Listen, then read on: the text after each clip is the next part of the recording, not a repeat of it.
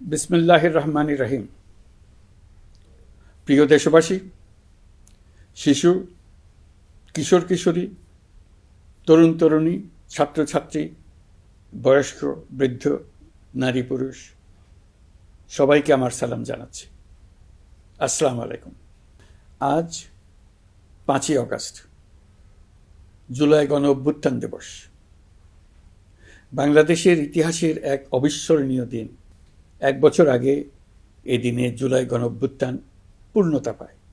দীর্ঘদিনের ফ্যাসিবাদী শাসন থেকে মুক্ত হয় প্রিয় স্বদেশ।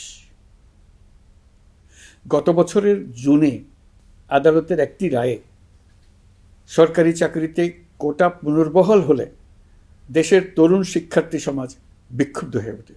তাদের এই ক্ষোভ দাবানলে পরিণত হয় স্বৈরাচারের তুচ্ছ-তাচ্ছিল্যে, দমন পীড়নে, নির্বিচারে গুলিবর্ষণ, নির্মম হত্যাযজ্ঞের কারণে।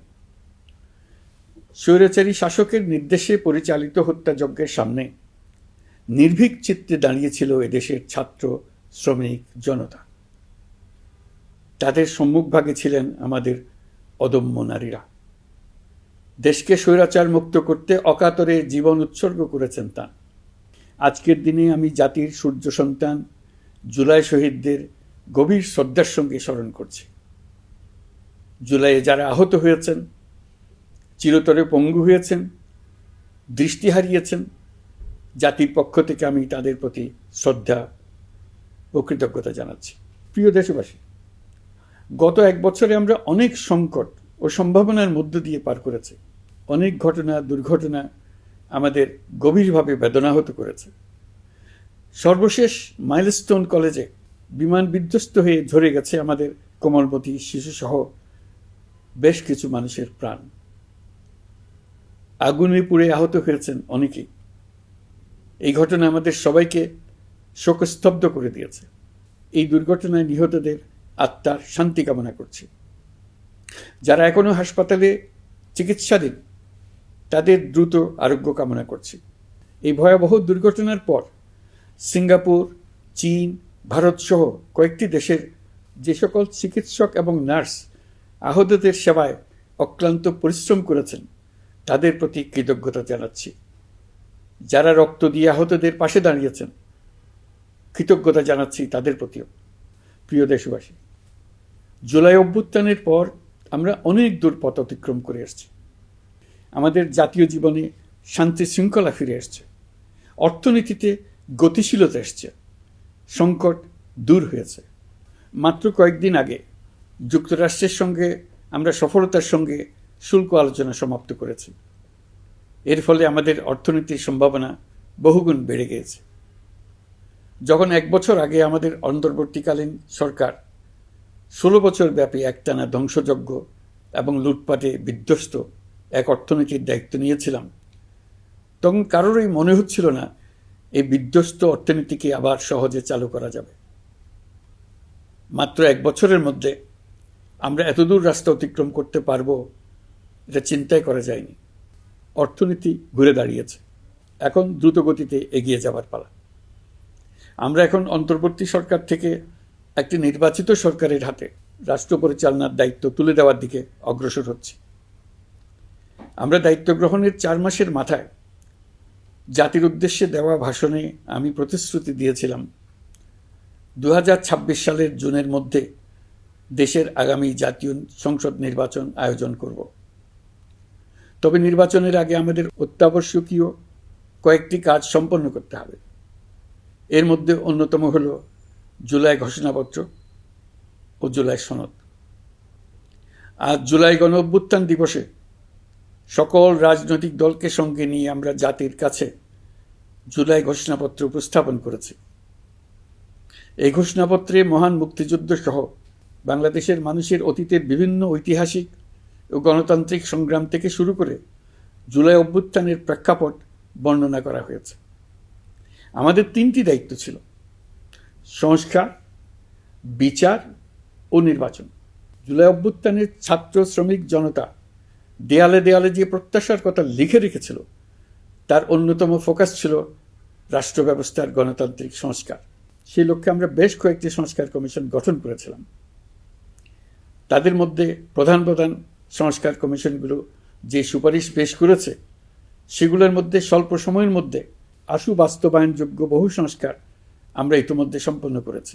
এই সংস্কারগুলোর মাধ্যমে অর্থনৈতিক খাত, বিচার ব্যবস্থা ও জনপ্রশাসনে গতিশীলতা আসবে, স্বচ্ছতা ও জবাবদিহিতা বহুলাংশে বৃদ্ধি পাবে, দুর্নীতি, অনিয়ম ও হয়রানি হ্রাস পাবে। দীর্ঘমেয়াদী সংস্কার কাজ বাস্তবায়নের লক্ষ্যে আমরা জাতীয় ঐকমত্য কমিশন গঠন করেছিলাম। এই কমিশনে 30টির অধিক রাজনৈতিক দল ও জোট স্বতঃস্ফূর্তভাবে অংশগ্রহণ করেছে, তাদের মতামত দিয়েছে। প্রাথমিক পর্যায়ে ঐকমত্য কমিশন 166টি সুপারিশ নিয়ে 30টির বেশি রাজনৈতিক দলের সঙ্গে প্রায় 2 মাস ধরে দলগত ও জোটগতভাবে আলোচনা করেছিল। এই প্রক্রিয়ায় যেসব বিষয়ে রাজনৈতিক দলগুলোর মধ্যে ঐকমত্য প্রতিষ্ঠিত হয়েছিল সেগুলো বাদ দিয়ে কমিশনের পক্ষ থেকে 19টি মৌলিক সংস্কারের বিষয় চিহ্নিত করা হয়। দ্বিতীয় পর্যায়ে 23 দিন ধরে আলোচনা শেষে 19টি বিষয়ের বেশিরভাগ ক্ষেত্রেই ঐকমত্য প্রতিষ্ঠা করা সম্ভব হয়েছে, যদিও কয়েকটি ক্ষেত্রে কিছু কিছু রাজনৈতিক দলের নোট অফ ডিসেন্ট রয়েছে। সংস্কারের ক্ষেত্রে আমরা আমাদের লক্ষ্যে পৌঁছাতে পেরেছি। ঐকমত্য কমিশনের পরিচালনায় দেশের সকল রাজনৈতিক দল মিলে দীর্ঘদিন ধরে প্রতিনিয়ত আলাপ আলোচনার ভিত্তিতে জুলাই সনদ চূড়ান্ত হওয়ার পর্যায়ে এসছে। জুলাই সনদ একটি ঐতিহাসিক অর্জন। এটা শুধু আমাদের রাজনৈতিক ইতিহাসে নয়, বৃহত্তর পরিমণ্ডলের রাজনৈতিক ইতিহাসেও স্মরণীয় হয়ে থাকবে। দলিল তো স্মরণীয় হয়ে থাকবেই, এটা রচনার প্রক্রিয়াও স্মরণীয় হয়ে থাকবে। এই দলিল প্রণয়নের জন্য আমি সকল রাজনৈতিক দলের নেতৃবৃন্দকে এবং ঐকমত্য কমিশনের সদস্যবৃন্দকে, বিশেষ করে এই উদ্যোগের নেতৃত্ব দানকারী প্রফেসর আলী রিয়াজকে জাতির পক্ষ থেকে অশেষ কৃতজ্ঞতা ও ধন্যবাদ জানাচ্ছি। রাজনৈতিক দলের প্রতিনিধিরা অত্যন্ত সৌহার্দ্যপূর্ণ পরিবেশে আলোচনায় অংশ নিয়েছেন। মতপার্থক্য থাকা সত্ত্বেও সকল রাজনৈতিক দলের মধ্যে ঐকমত্য তৈরির চেষ্টা ছিল। আমরা আশা করছি এই ঐকমত্যের ভিত্তিতে অচিরে রাজনৈতিক দলগুলি জুলাই সনদে স্বাক্ষর করবে এবং এর বাস্তবায়নেও ঐকমত্যে পৌঁছাবে। জুলাই সনদ বাংলাদেশে সুষ্ঠুভাবে ক্ষমতা হস্তান্তর, জবাবদিহিমূলক রাষ্ট্রীয় প্রতিষ্ঠানগুলোর স্বাধীনতা ও সক্ষমতা, নাগরিক অধিকারের সত্যিকারের বাস্তবায়ন, রাষ্ট্রীয় সম্পদ ও সামর্থ্যের ব্যবস্থাপনা নিশ্চিত করবে। আমাদেরকে নিশ্চিত করতে হবে ভবিষ্যতের কোনো সরকারই যেন আর ফ্যাসিস্ট হয়ে উঠতে না পারে। রাষ্ট্রকে এমনভাবে মেরামত করতে হবে যাতে কখনো কোথাও ফ্যাসিবাদের লক্ষণ পাওয়া গেলেই সেটিকে যেন তাৎক্ষণিকভাবে সেখানেই নির্মূল করা যায়, আর যেন 16 বছরের জন্য অপেক্ষা করতে না হয়, বহু মানুষকে প্রাণ দিতে না হয়, আমাদের যেন আরেকটি গণ অভ্যুত্থানের প্রয়োজন না হয়। জুলাই আগস্টের মানবতাবিরোধী অপরাধ মামলায় বিচার কাজ দৃঢ়ভাবে এগিয়ে চলেছে। বিচারের আনুষ্ঠানিক শুনানি পর্বও শুরু হয়েছে। ইতিহাসের নির্মম হত্যাযজ্ঞে যারা জড়িত তাদের বিচার এদেশের মাটিতে হবেই। বিচার প্রক্রিয়া ও এর ফলাফল ক্রমান্বয়ে মানুষের কাছে প্রকাশিত হতে থাকবে। বিচারের পুরো প্রক্রিয়া দেশবাসীর কাছে স্বচ্ছ ও দৃশ্যমান রাখা হচ্ছে। এবার আমাদের সর্বশেষ দায়িত্ব পালনের পালা, নির্বাচন অনুষ্ঠান। আজ এই মহান দিবসে আপনাদের সামনে এই বক্তব্য রাখার পর থেকেই আমরা আমাদের সর্বশেষ এবং সবচাইতে গুরুত্বপূর্ণ অধ্যায়ে প্রবেশ করব। আমরা এবার একটা নির্বাচিত সরকারের কাছে দায়িত্ব হস্তান্তরের প্রক্রিয়া শুরু করব। অন্তর্বর্তী সরকারের পক্ষ থেকে আমি প্রধান নির্বাচন কমিশনারের কাছে চিঠি পাঠাবো যেন নির্বাচন কমিশন আগামী রমজানের আগে 2026 সালের ফেব্রুয়ারি মাসে জাতীয় নির্বাচন অনুষ্ঠানের আয়োজন করেন। আপনারা সকলেই দোয়া করবেন যেন সুন্দরভাবে নির্বাচন অনুষ্ঠান করে এদেশের সকল নাগরিক একটি নতুন বাংলাদেশ গড়ার কাজে সফলভাবে এগিয়ে যেতে পারে। আমরা সরকারের পক্ষ থেকে এই নির্বাচন যাতে সুষ্ঠু, শান্তিপূর্ণ এবং উৎসবমুখরভাবে সম্পন্ন করা যায় সেজন্য সকল প্রকার সাহায্য সহযোগিতা প্রদান করব। এবারের নির্বাচন যেন আনন্দ উৎসবের দিক থেকে, শান্তি শৃঙ্খলার দিক থেকে, ভোটার উপস্থিতির দিক থেকে সৌহার্দ্য ও আন্তরিকতার দিক থেকে দেশের ইতিহাসে স্মরণীয় হয়ে থাকে। সেই জন্য সকল আয়োজন সম্পন্ন করতে আগামীকাল থেকে আমরা সকলেই মানসিক প্রস্তুতি ও প্রাতিষ্ঠানিক আয়োজন শুরু করব। নির্বাচনে ভোটারদের সম্পর্কে দুই একটা কথা বলতে চাই। এবার আমরা প্রবাসী ভোটারদের ভোট দেওয়ার আয়োজন নিশ্চিত করতে চাই। অর্থনৈতিক দিক থেকে সম্পূর্ণ বিধ্বস্ত বাংলাদেশ যে আবার দ্রুত ঘুরে দাঁড়াতে পেরেছে, তার বড় কারণ হলো আমাদের রেমিটেন্স যোদ্ধাদের ঐতিহাসিক অবদান। নির্বাচনে তাদের অংশগ্রহণ নিশ্চিত করার জন্য নির্বাচন কমিশন প্রস্তুতি নিচ্ছে। নারী ভোটাররা যেন দেশের সর্বত্র নির্দ্বিধায় আনন্দোৎসাহ সহকারে তাদের ভোট দিতে পারে, এটা নিশ্চিত করতে চাই। এবার যেন কেন্দ্রে কেন্দ্রে নারী ভোটারদের ঢল নামে, আমরা সেই লক্ষ্যে সমস্ত ব্যবস্থা গ্রহণ করব। দেশের মানুষের ভোটাধিকার কেড়ে নেবার কারণে গত 15 বছর ধরে নাগরিকবৃন্দ ভোট দিতে পারেনি। এবারের নির্বাচনে আমরা আমাদের বকেয়া আনন্দ সহ মহা আনন্দে ভোট দিতে চাই। এবারের নির্বাচনে জীবনে প্রথমবার ভোট দিতে যাবে এরকম ভোটাররা নানা উৎসবের মধ্য দিয়ে ভোট কেন্দ্রে যাবে, তাদের এই দিনটি স্মরণীয় করে রাখার জন্য। এর মধ্যে নতুন নারী ভোটার থাকবে, নতুন পুরুষ ভোটার থাকবে। এর মধ্যে এমন ভোটার থাকবে যারা 15 বছর আগে থেকেই ভোট দিতে পারত, কিন্তু জীবনে একবারও ভোট দিতে পারেনি। এর মধ্যে আসবে যারা 10 বছর আগে, 5 বছর আগে ভোট দিতে পারত কিন্তু পারেনি। আর আসবে ভাগ্যবান ও ভাগ্যবতীর দল, যারা এই প্রথমবার ভোটার হওয়ার যোগ্যতা লাভ করলো এবং সঙ্গে সঙ্গে ভোট দেওয়ার সুযোগও পেয়ে গেল। নির্বাচনের দিনকে আমরা ঈদের উৎসবের মতো করতে চাই। এবারের ভোটের আনন্দ থাকবে সবার মধ্যে। আপনারা সবাই বাচ্চা কাচ্চাদের নিয়ে ভোট কেন্দ্রে যাবেন। নাগরিক অধিকার প্রয়োগের মহা আনন্দ পরবর্তী বংশধরদের কাছে তুলে ধরার জন্য এখন থেকে প্রতিদিন আলাপ আলোচনা করুন। আপনার এলাকায় ভোটদান ব্যবস্থা কেমন হলে সুন্দর হয়, কেমন হলে আনন্দমুখর হয়, সেটা আগে থেকে ঠিক করার জন্য। নতুন বাংলাদেশ গড়ার কাজের ভিত্তি রচনা হবে এবারের নির্বাচনে। তার জন্য প্রস্তুতি নিন। প্রিয় দেশবাসী, দেশের ইতিহাসে এখন পর্যন্ত যতগুলো বড় সংঘাত, সহিংসতার ঘটনা ঘটেছে, তার সবগুলোর নেপথ্য কারণ ছিল ত্রুটিপূর্ণ নির্বাচন। ত্রুটিপূর্ণ নির্বাচনের মধ্য দিয়ে কোনো দল যদি গায়ের জোরে নির্বাচিত হয়ে ক্ষমতায় আসে, তার চূড়ান্ত পরিণতি কী, তার জুলাই অভ্যুত্থান আমাদের দেখিয়ে দিয়েছে। আমরা ইতিহাসের কলঙ্কিত কোনো অধ্যায়ের পুনরাবৃত্তি আর করতে চাই না।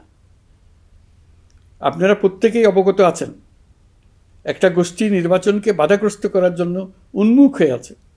তারা দেশের গণতান্ত্রিক অগ্রযাত্রাকে ব্যাহত করতে দেশের বাইরে বসে ভেতরে থেকে নানা অপচেষ্টায় লিপ্ত রয়েছে।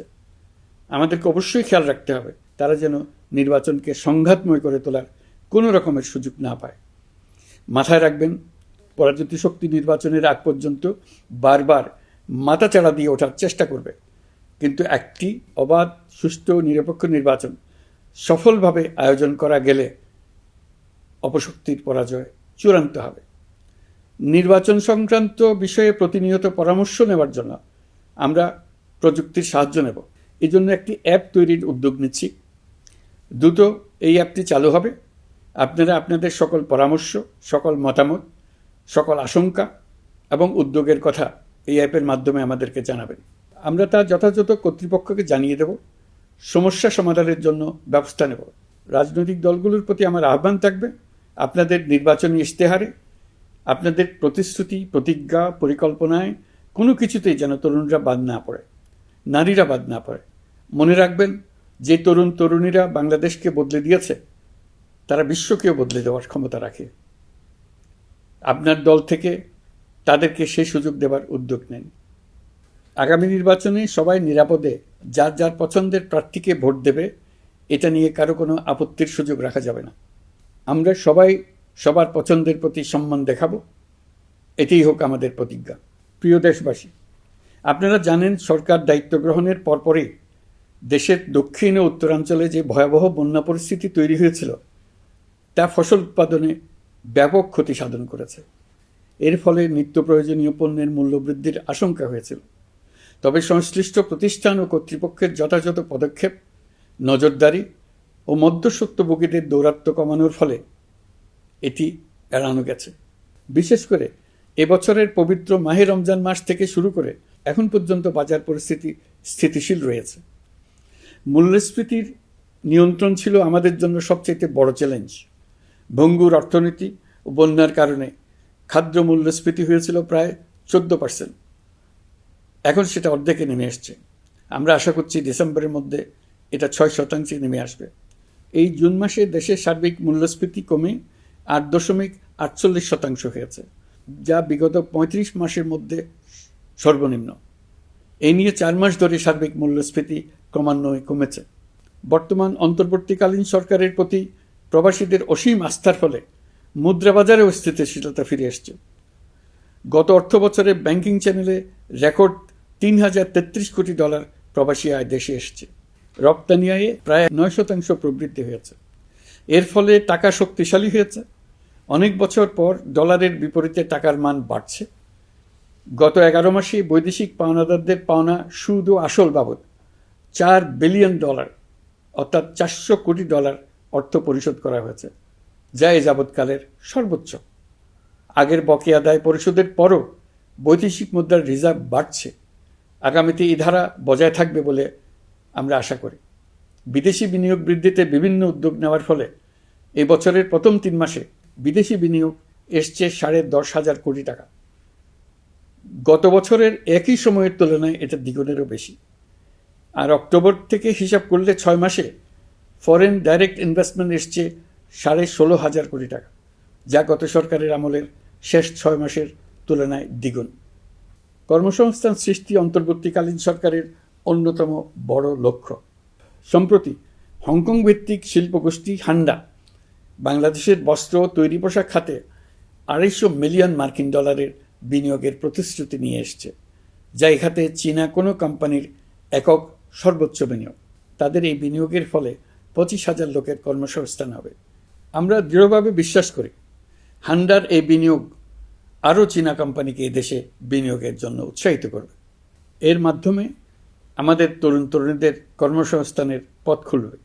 গত 16 বছরে দেশ থেকে যে বিপুল পরিমাণ অর্থ পাচার হয়ে গিয়েছে, আমরা সেটা ফিরিয়ে আনার উদ্যোগ নিয়েছি। এই দীর্ঘ আইনি প্রক্রিয়ার জন্য সরকার নামকরা বিদেশি আইনি প্রতিষ্ঠানকে নিয়োগ দিয়েছে। যথাযথ আইনি পদক্ষেপের ফলে বিশ্বের বিভিন্ন দেশে ফেসিবাদী দুর্বৃত্তরা যে অর্থ সম্পদের পাহাড় গড়েছে তার কিছু কিছু ইতিমধ্যে জব্দ হয়েছে। এই কার্যক্রম সঠিকভাবে চালিয়ে যেতে পারলে অল্প সময়ের মধ্যে আরও কিছু ইতিবাচক ফলাফল পাওয়া যাবে বলে আমি বিশ্বাস করি। দেশের ভেঙে পড়া অর্থনীতিকে মজবুত করতে হলে আমাদের চিন্তায় মৌলিক পরিবর্তন আনতে হবে। আমি বরাবরই বলে এসেছি, এদেশের নদী ও বিশাল সমুদ্র আমাদের মূল্যবান সম্পদ। আমরা এই সম্পদকে কাজে লাগিয়ে সমান্তরালভাবে পানিভিত্তিক অর্থনীতি গড়ে তুলতে চাই। আমরা প্রায় ভুলে যাই যে বঙ্গোপসাগরের একটা অংশও আমাদের দেশ। এর পরিমাণ আমাদের মোট জমির পরিমাণের চাইতে বেশি। আমরা প্রায় সবসময় জমিভিত্তিক আমাদের অর্ধেক দেশ নিয়ে মাথা ঘামাই, বাকি পানিভিত্তিক অর্ধেক দেশকে হিসাবেই ধরি না, কারণ আমরা ওই অংশে বসবাস করি না। আমরা তো হাওর বাওরেও বসবাস করি না, তাই বলে তো তাকে হিসাবের বাইরে রাখেন। এখন থেকে আমাদের অংশের বঙ্গোপসাগরকে আমরা আমাদের দেশের মূল্যবান অংশ, এই কথা সবসময় মাথায় রেখে অগ্রসর হব। এই অংশের পানির উপর দিয়ে দেশ বিদেশের সঙ্গে আমরা বাণিজ্য করব। তার মাধ্যমে আমরা পুরো পৃথিবীকে আমাদের প্রতিবেশী বানাবো। এই পানির মধ্যে আছে অফুরন্ত সম্পদ, মৎস্য সম্পদ, যা প্রতি বছর ফসল দেয়। এই পানির নিচে আছে অফুরন্ত গ্যাস। এর সব কিছুকে নিয়েই প্রতিনিয়ত আমাদের চিন্তাভাবনাকে চালিত করতে হবে। বর্তমান সরকার চট্টগ্রাম বন্দর ব্যবস্থাপনাকে নতুন করে সাজানোর উদ্যোগ নিয়েছে। সরকার সম্প্রতি বাংলাদেশ নৌবাহিনী পরিচালিত ড্রাই ডক লিমিটেডকে নিউ মুরিং টার্মিনাল কন্টেইনার হ্যান্ডলিংয়ের দায়িত্ব দিয়েছে। তারা কাজ শুরু করা মাত্রই কিছু ইতিবাচক পরিবর্তন এসছে। প্রথম 2 সপ্তাহে দেখা গেছে আগের তুলনায় প্রতিদিন গড়ে 225টি বেশি কন্টেইনার হ্যান্ডলিং হচ্ছে। এই বন্দরকে আধুনিকভাবে গড়ে তোলা গেলে তা শুধু বাংলাদেশের অর্থনীতিতেই ভূমিকা রাখবে না, নেপাল, ভুটান সহ পার্শ্ববর্তী অঞ্চলের অর্থনীতিতে ইতিবাচক ভূমিকা রাখতে সক্ষম হবে। বিনিময়ে তারাও উপকৃত হবে, আমরাও উপকৃত হব। আমাদের উপকূল অঞ্চল অফুরন্ত সম্ভাবনার আধার। কুমিরা থেকে টেকনাফ পর্যন্ত নানা বন্দরের কর্মচাঞ্চল্যে সমগ্র উপকূল অঞ্চলকে দক্ষিণ এশিয়ার একটি গুরুত্বপূর্ণ অর্থনৈতিক প্রাণকেন্দ্র হিসেবে প্রতিষ্ঠা করবে। এই পুরো অঞ্চলে অনেকগুলো শিল্পাঞ্চল গড়ে উঠবে শুধু সমুদ্রের সান্নিধ্য এবং তার ব্যবহারের দক্ষতার কারণে। সমুদ্র উপকূলীয় অঞ্চলের সম্পদ ও পরিবেশের টেকসই ব্যবহার নিশ্চিত করতে আমাদের বন্ধু দেশগুলোর সঙ্গে আলোচনা শুরু করেছি। তারা উৎসাহ সহকারে সাড়া দিয়েছেন। গভীর সমুদ্রকে আমরা এখনও আমাদের কল্যাণে কাজে লাগাতে পারিনি। একে কেন্দ্র করে আমরা মাছ পালন, আহরণ ও প্রক্রিয়াজাতকরণের শিল্প গড়ে তুলতে কাজ শুরু করেছি। এতে করে লক্ষ লক্ষ মানুষের কর্মসংস্থান হবে, আমাদের অর্থনীতি নতুন শক্তিতে বলীয়ান হবে। প্রিয় দেশবাসী, প্রবাসী বাংলাদেশিদের জন্য ভিসা সংক্রান্ত জটিলতা দূর করতে আমরা গভীরভাবে কাজ করে যাচ্ছি। বাংলাদেশি নাগরিকদের জন্য আরব আমিরাত পুনরায় ভিসা চালু করেছে। মালয়েশিয়া কর্তৃপক্ষ বাংলাদেশি কর্মীদের জন্য প্রথমবারের মতো মাল্টিপল এন্ট্রি ভিসা চালু করেছে। অন্যান্য দেশের সঙ্গেও ভিসা জটিলতা কীভাবে কমিয়ে আনা যায় এ নিয়ে আমরা কাজ করে যাচ্ছি। আগামী 5 বছরে জাপানে অন্তত 1 লক্ষ বাংলাদেশি তরুণদের পাঠানোর প্রস্তুতি শুরু করেছে। তরুণদের সেখানে পাঠানোর জন্য বিশেষ প্রশিক্ষণ, অন্যান্য ব্যবস্থাও আমরা নিতে শুরু করেছি। এর পাশাপাশি আমরা ইতালি, দক্ষিণ কোরিয়া, সার্বিয়া সহ বিভিন্ন দেশে দক্ষ কর্মীদের পাঠানোর উদ্যোগ নিয়েছি। সৌদি আরব, জর্ডান, ওমান সহ বিভিন্ন দেশে নথিপত্রের কারণে যে প্রবাসীরা ইরেগুলার হয়ে গিয়েছিলেন তাদেরকে রেগুলারাইজ করার জন্য ব্যবস্থা নিয়েছে। আমরা বিভিন্ন দেশের সঙ্গে বিদ্যমান চুক্তিগুলোকে পর্যালোচনা করে দেখছি যাতে আমাদের প্রবাসী ভাই বোনদের জন্য সেগুলো স্বস্তিদায়ক হয়। দেশে এবং দেশের বাইরে বাংলাদেশের নাগরিকরা যে যেখানে অবস্থান করছে তারা যাতে সব ধরনের নাগরিক সুবিধা পান, আমরা সেই বিষয়ে উদ্যোগ নিয়েছি। চলতি বছর আমাদের নানা উদ্যোগের ফলে প্রায় 87,000 বাংলাদেশি সুষ্ঠুভাবে হজ পালন করতে পেরেছেন। হজের ব্যয়ও অন্যান্য বছরের তুলনায় আমরা কমিয়ে আনতে পেরেছি। হাজিরা যাতে নির্বিঘ্নে হজ সম্পন্ন করতে পারে সেজন্য লাব্বায়েক নামে অ্যাপ চালু করেছে, যার মাধ্যমে ঘরে বসেই হাজিদের আত্মীয় স্বজন, পরিবার পরিজন তাদের অবস্থান প্রতি মুহূর্তে জানতে পেরেছেন। এই বছর দক্ষিণ এশিয়ার অন্যান্য দেশগুলোতেও আমাদের হজ ব্যবস্থাপনা প্রশংসিত হয়েছে। আগামী বছরের হজ ব্যবস্থাপনা যেন আরও নির্বিঘ্নে সম্পন্ন করা যায় সেজন্য মন্ত্রণালয় এখন থেকেই প্রস্তুতি নিতে শুরু করেছে। প্রিয় দেশবাসী, জুলাই গণঅভ্যুত্থানে তরুণ শিক্ষার্থীদের পাশে ঢাল হয়ে দাঁড়িয়েছিলেন আমাদের বাবা মা ও শিক্ষকরা। আমাদের বাবা মায়েরা তাদের সন্তানকে বহু কষ্টে বড় করে বিশ্ববিদ্যালয়ে পাঠায়। লেখাপড়া শেষ করে অনেক ছাত্র অসুস্থ হয়ে বের হয়। এর কারণ আবাসিক হলের নোংরা পরিবেশ, খাবারের নিম্নমান, তার উপর দলীয় সন্ত্রাসীদের দমনপীড়ন। বিশ্ববিদ্যালয়ে পড়াশোনার পরিবর্তে প্রতিদিন শিক্ষার্থীদের জোর করে রাজনৈতিক দলের প্রোগ্রামে নিয়ে যাওয়া হতো। প্রশাসন ও শিক্ষকরা সবই জানতেন, অথচ কেউ এটি থামাতে পারেননি, চেষ্টাও করেননি। কারণ শিক্ষকদের একটি বড় অংশ প্রমোশনের জন্য, সুবিধার জন্য দলীয় রাজনীতিতে জড়িত ছিলেন, নিপীড়কের ভূমিকায় ছিলেন। প্রতিটি বিশ্ববিদ্যালয়ের আবাসিক হলগুলোতে দলীয় সন্ত্রাসীদের নিয়ন্ত্রণ আর অমানসিক নির্যাতন চলত। সেখানে গড়ে তোলা হয়েছিল টর্চার সেল। অন্তর্বর্তী সরকার প্রতিশ্রুতিবদ্ধ যে আমরা আর কখনো শিক্ষা প্রতিষ্ঠানগুলোকে এমন কোনো রাজনীতি দ্বারা কলুষিত হতে দেব না যা পড়াশোনার পরিবেশ নষ্ট করে, তরুণদের জীবন ধ্বংস করে। বাবা মায়েদের যেন সন্তানকে বিশ্ববিদ্যালয়ে পড়তে পাঠিয়ে আর কখনো শঙ্কায় থাকতে না হয়। বর্তমান সরকার দায়িত্ব গ্রহণের পরপরই শিক্ষা ব্যবস্থার উন্নতির জন্য ধারাবাহিকভাবে পরামর্শ কমিটির সঙ্গে বৈঠক করেছে, বিভিন্ন উদ্যোগ হাতে নিয়েছে। বিদ্যালয়গুলোতে শিক্ষার মান কীভাবে বাড়ানো যায় সে বিষয়ে বিভিন্ন উদ্যোগ নেওয়া হচ্ছে। সরকার কিছুদিন আগে সারা দেশের সরকারি প্রাথমিক বিদ্যালয়ের সব প্রধান শিক্ষকের বেতনের গ্রেড 1 ধাপ বাড়িয়ে 10ম গ্রেড করার সিদ্ধান্ত নিয়েছে। এটি একটি যুগান্তকারী সিদ্ধান্ত।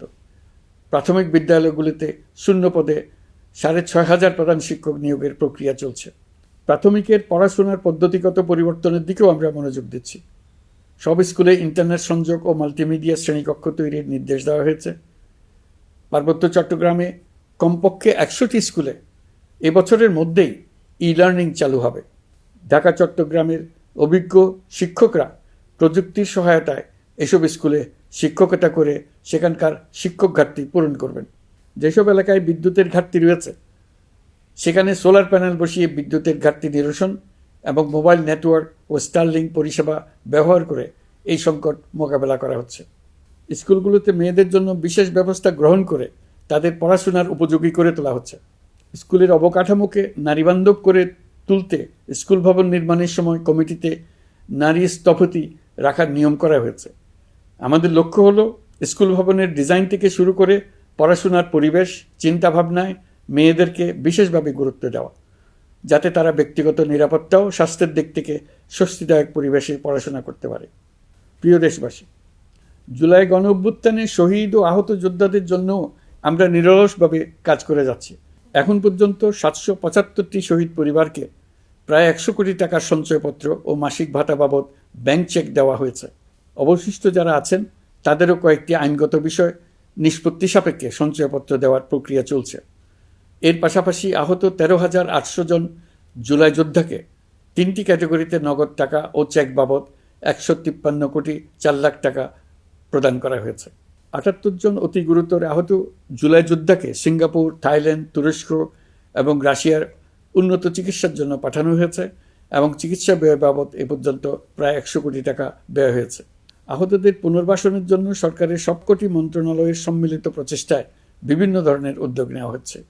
ফেসিবাদী সরকারের আমলে দেশের শহরে বন্দরে হাজারো প্রতিষ্ঠান, সড়ক, সেতু, সেনানিবাস, যুদ্ধজাহাজ, স্কুল, কলেজ, বিশ্ববিদ্যালয়ের নাম পরিবর্তন করে স্বৈরাচার তার নিজের এবং নিজের পরিবারের সদস্যদের নামে চালু করেছিল। আমরা সব নাম পরিবর্তন করে আগের নাম বা মানানসই নাম করে দিয়েছি। প্রিয় দেশবাসী, অন্তর্বর্তীকালীন সরকার এমন এক অবস্থায় দেশের দায়িত্বভার গ্রহণ করেছিল যখন প্রতিটি গণতান্ত্রিক প্রতিষ্ঠান, অফিস, আদালত বিধ্বস্ত অবস্থায় ছিল। আমাদের প্রথম এবং প্রাথমিক কাজ ছিল এই প্রতিষ্ঠানগুলোর সংস্কার এবং পুনর্নির্মাণে হাত দেওয়া, আইনশৃঙ্খলা বাহিনী পুনর্গঠন, অর্থনীতি পুনরুদ্ধার, আইন আদালত, নির্বাচন কমিশন সহ যাবতীয় গণতান্ত্রিক প্রতিষ্ঠানকে সচল করা এবং নাগরিকদের নিকট দায়বদ্ধ করে তোলা। রক্তাক্ত জুলাই ছিল স্বৈরাচারের বিরুদ্ধে তরুণদের পুঞ্জীবিত ক্ষোভের বহিঃপ্রকাশ। 16 বছর ধরে সরকারের স্বৈরাচারী আচরণের বিরোধিতা করে যতগুলো আন্দোলন হয়েছে, প্রতিটিতেই দলীয় সন্ত্রাসীরা অস্ত্র হাতে আন্দোলনকারীদের আক্রমণ করেছে। প্রতিটি আন্দোলনকেই দমন করার জন্য দলীয় সন্ত্রাসীরা সর্বোচ্চ আঘাত করেছে, যেখানে আইনশৃঙ্খলা বাহিনীকেও অংশ নিতে নির্দেশ দেওয়া হয়েছে অথবা দাঁড়িয়ে দর্শকের ভূমিকায় থাকতে বলা হয়েছে। একটি স্বাধীন বিচার বিভাগের জন্য অন্তর্বর্তী সরকার সংস্কার কাজ হাতে নিয়েছে। বিচার বিভাগীয় সংস্কার কমিশনের প্রস্তাবনা অনুযায়ী সুপ্রিম কোর্ট বিচারক নিয়োগ সহ যে সকল কাজ এই সরকার স্বল্প সময়ের মধ্যে করে যেতে পারবে, সে সকল কাজের অধিকাংশ ইতিমধ্যে সম্পন্ন করা হয়ে গেছে। বাকি কাজ চলমান রয়েছে। স্বৈরাচার আমলে দলীয় বাহিনীতে পরিণত হওয়া ভঙ্গুর আইনশৃঙ্খলা বাহিনীকে নতুন করে গড়ে তোলার জন্য আমরা সর্বোচ্চ ব্যবস্থা নিয়েছি। আইনশৃঙ্খলা বাহিনী দ্বারা কোনো মানবাধিকার লঙ্ঘন যাতে না ঘটে, সেই জন্য পুলিশ সদর দপ্তরে একটি সেল কার্যকর করা হয়েছে, যেখানে মানবাধিকার সহ পুলিশ সদস্যদের মাধ্যমে সংগঠিত যে কোনো অপরাধের বিষয়ে অভিযোগ করা যায়। এই সমস্ত সেল অন্যান্য আইন প্রয়োগকারী সংস্থার প্রধান কার্যালয়েও স্থাপন করা হচ্ছে। আসামিদের জিজ্ঞাসাবাদ হবে স্বচ্ছ কাচের ঘরে। হাজতখানায় বন্দীদের মানবিক সেবা নিশ্চিত করা হবে। অভিযান পরিচালনার সময় পুলিশ যেন জিপিএস ট্র্যাকিং সিস্টেম ডিভাইস সহ বডি ক্যামেরা পরিধান করেন তা নিশ্চিত করা হবে। পুলিশ যেন আর কখনোই কোনো আন্দোলন দমনে প্রাণঘাতী অস্ত্র ব্যবহার করতে না পারে, সেই ব্যবস্থা নেওয়া হয়েছে। বেআইনি সমাবেশে বল প্রয়োগের ক্ষেত্রে জাতিসংঘের স্বীকৃত 5টি ধাপ অনুযায়ী পুলিশ সদস্যদের প্রশিক্ষণ দেওয়া হচ্ছে। সব মিলিয়ে স্বরাষ্ট্র মন্ত্রণালয়ের পুলিশ সংস্কার কমিশনের প্রস্তাব অনুযায়ী 16টি সংস্কার কাজ সম্পন্ন হয়েছে। আরও 43টি সংস্কার কাজ সমাপ্ত হওয়ার পথে। দেওয়ানি আইন, নারী ও শিশু নির্যাতন দমন আইন সহ বিভিন্ন আইনগত সংস্কার সম্পন্ন হয়েছে। সম্প্রতি সরকার ফৌজদারি কার্যবিধি সংশোধন অধ্যাদেশ 2025 অনুমোদন করেছে। এর ফলে এখন থেকে কোনো ব্যক্তিকে আটকের পর 12 ঘন্টার মধ্যে যত দ্রুত সম্ভব পরিবারকে জানাতে হবে। আটককৃত ব্যক্তিকে আইনজীবীর সঙ্গে সাক্ষাতের সুযোগ দিতে হবে। গ্রেপ্তারকৃত ব্যক্তি রিমান্ডের পর অসুস্থ বা আহত হলে তাকে ডাক্তার কর্তৃক পরীক্ষা করতে হবে এবং আঘাতের কারণ নিশ্চিত হতে হবে। তার প্রয়োজনীয় চিকিৎসা দিতে হবে। এক্ষেত্রে পুলিশের দায় থাকলে আইনি ব্যবস্থা নেওয়ার বিধান যুক্ত করা হয়েছে। এই আইনের ফলে গ্রেফতার ও আটক নিয়ে মানুষের হয়রানি অনেক কমে আসবে, পুলিশের জবাবদিহিতা বাড়বে এবং বিচারের কাজ দ্রুততর হবে। পুলিশ সংস্কার কমিশনের সুপারিশ ছিল কোনো ব্যক্তি থানায় জিডি করতে গেলে অবশ্যই তা গ্রহণ করতে হবে।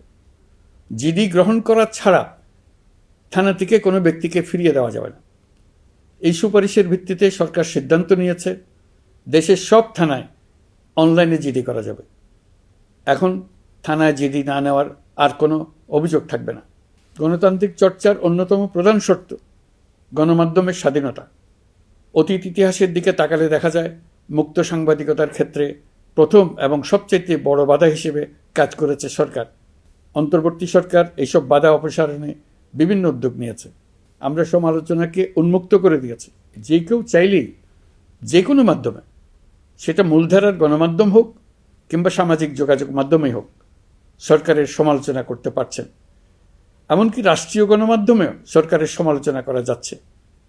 নিকট অতীতে যা ছিল অকল্পনীয়। সাংবাদিকদের জবাবদিহিতা নিশ্চিত করার জন্য সরকার ইতিমধ্যে প্রেস কাউন্সিল পুনর্গঠন করেছে।